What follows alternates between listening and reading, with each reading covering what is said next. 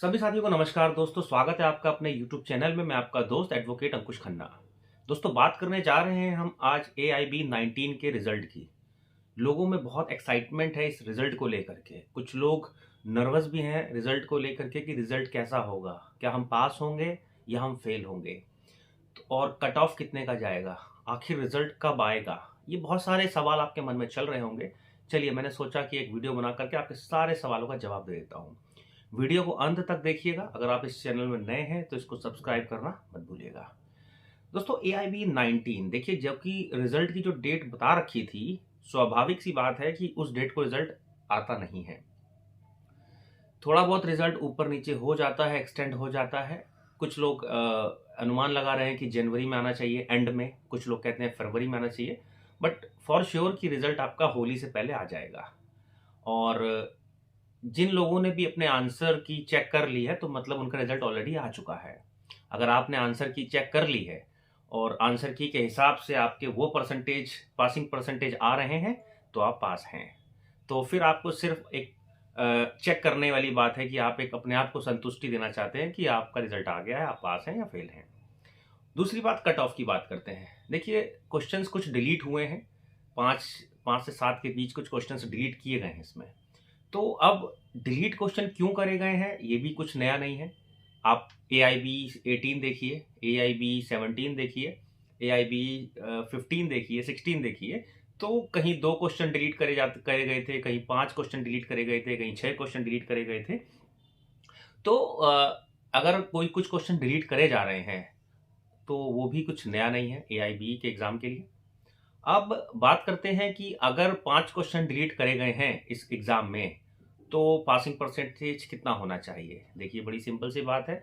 अगर 5 question delete कर दिए गए हैं, तो आपके जो नंबर्स काउंट होंगे वो 95 में से होंगे। यानी 95 में से आपको 45% चाहिए पास होने के लिए। ये है अपना जनरल और OBC कैटेगरी के लिए। SC ST के लिए आपको 40% चाहिए होते हैं, और आप 95 क्वेश्चंस यानी कि 95 नंबर में से आप उसका 40% निकाल लीजिएगा, तो जो भी परसेंटेज आएगा वो आपके पासिंग मार्क्स होंगे। इसके अलावा तो कट ऑफ तो उसी से होगा जिस हिसाब से मैं आपको बता रहा हूं। अब बात करते हैं कि क्या इस बार पहले AIB 18 के कंपैरिजन में ज़्यादा स्टूडेंट्स पास होंगे, या फिर एग्ज़ाम का जो आंसर्स का जो पैटर्न होगा चेक करने का, वो बहुत ही टफ किया जाएगा। देखिए, ऐसा कहीं भी कुछ नहीं है कि बहुत टफ किया जाएगा। इसमें यस तो यस और नो तो नो वाला हिसाब होता है। जैसे कि OMR शीट वाले क्वेश्चंस होते हैं जिसमें 4 ऑप्शंस होते हैं। इसमें अंदाज़ा लगाया नहीं जाता है कि चेकिंग कैसे की जाएगी, चेकिंग ईज़ी होगी, चेकिंग टफ होगी। देखिए, अगर सही है तो सही है और गलत है तो गलत है। अब कुछ लोगों का मानना ये है कि सर, हर बार AIB के एग्ज़ाम होते हैं और परसेंटेज गिर जाता है। देखिए, अगर आपने आंसर सही किया होगा तो परसेंटेज आपका वही होगा जो आपने आंसर शीट से टैली किया होगा।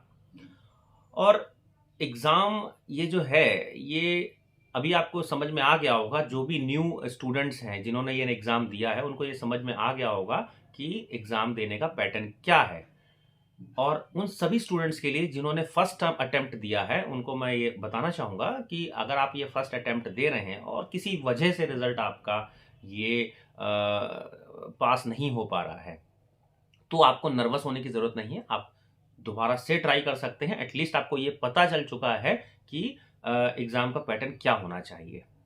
बहुत से स्टूडेंट्स होते हैं जो ओवर कॉन्फिडेंस में एग्ज़ाम देते हैं, जिनको ये लगता है कि यार, ये तो open book, open direct exam है, इसको पास करना तो बहुत ईज़ी है। मगर ऐसा नहीं है। ये ओवर कॉन्फिडेंस की वजह से आपके अंदर काबिलियत है, आप एग्ज़ाम को पास कर सकते हैं, आप इंटेलिजेंट हैं, बावजूद उसके आपका ओवर कॉन्फिडेंस जो है वो आपके एग्ज़ाम को पास होने नहीं देता है। अब परसेंटेज कैसे चेक करे जाएँगे? मतलब देखिए, एग्ज़ाम जब आपका आएगा, तो रिज़ल्ट जब आपका आएगा, तो उसमें सिर्फ़ पास और फ़ेल लिखा होता है। यानी पास है तो पास है और फ़ेल है तो फ़ेल है। तो परसेंटेज पता करना बहुत मुश्किल होता है इसमें, और उसका प्रोसेस बहुत लंबा होता है। और ऑब्जेक्शंस आप लोग डाल ही चुके होंगे, जिन-जिन को ऑब्जेक्शंस होगा। अब बहुत से लोग ये सवाल कर रहे थे कि सर, जैसे मान लीजिए कि मेरा एक क्वेश्चन डिलीट कर दिया गया है इन्होंने, AIB वालों ने, और मैंने जो किया है वो सही है उसमें। मतलब जो मेरा आंसर था वो सही है, तो उस केस में क्या होगा? देखिए, अगर रिज़ल्ट फ़ेल होता है तो आपको दोबारा मौका मिलता है इस चीज़ का कि आप दोबारा अपनी कॉपियों को, अपनी ओएमआर शीट को क्रॉस चेक करवा सकते हैं। उसका एक सेपरेट फॉर्म होता है जो आपको भरना होता है। आप इतना श्योर हैं तो आप उसको भी फॉर्म भर के उनको चैलेंज कर सकते हैं कि भाई मेरा इस तरह से एग्जाम ये आंसर सही था मगर आपने डिलीट कर दिया है, इसमें मेरा कोई फॉल्ट नहीं है। अब डिलीट क्यों होते हैं क्वेश्चंस इसलिए डिलीट होते हैं क्योंकि आपके हिसाब से वो आंसर ठीक होता है मगर वहां पे कुछ ना कुछ गड़बड़ हो जाती है। उनके क्वेश्चंस उनके हिसाब से वो दूसरा होता है, आपके हिसाब से दूसरा होता है, और बस यही एक कारण है कि क्वेश्चन डिलीट कर दिए जाते हैं। तो आपको इसमें टेंशन लेने की ज़रूरत नहीं है, आपको बस अपने सब्जेक्ट पे फोकस करना है और अच्छे से पढ़ाई करनी है। अगर इस अटेम्प्ट में आप क्लियर नहीं भी कर पाते हैं तब भी आप बतौर एडवोकेट प्रैक्टिस तो कर ही सकते हैं। आपको सीओपी नहीं मिलेगा, सीओपी आपको तभी मिलता है जब आप ये एग्ज़ाम क्लियर कर लेते हैं। अगर क्वेश्चन से रिलेटेड या फिर एआईबी से रिलेटेड कोई भी डाउट है आपका तो प्लीज़ आप मुझे कॉन्टैक्ट कर सकते हैं अधिक जानकारी के लिए। धन्यवाद।